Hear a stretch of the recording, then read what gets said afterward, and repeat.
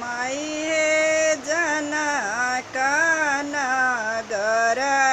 जे बनार जे मथि प्रिय समाधि हे माई हे जनक नगर जे बनार जे मथि प्रिय समाधि हे भातहि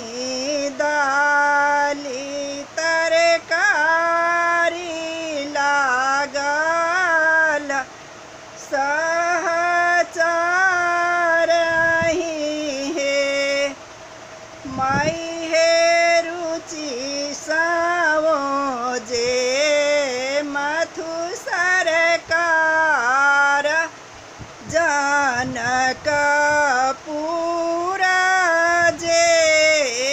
बना हे माई हे रुचि सावो जे मथु सरकार जनकपुर जे बना हे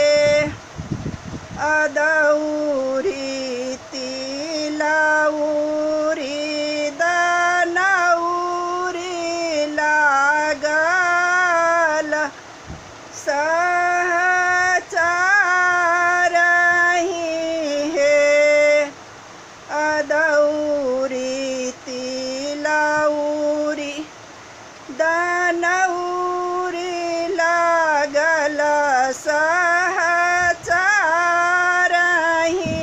हे माई हे रुचि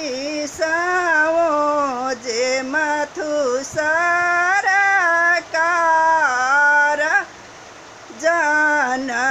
जनकपुर जे बना हे माई हे रुचि सावो जे मथु सरकार जनकपुर जे बना हे दही चीनी सकरौरी पापड़ सजावल हे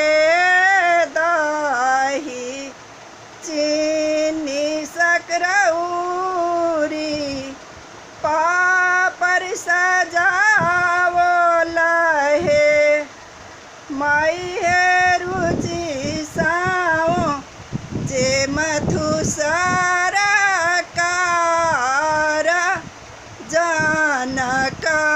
जनकपुर जे बना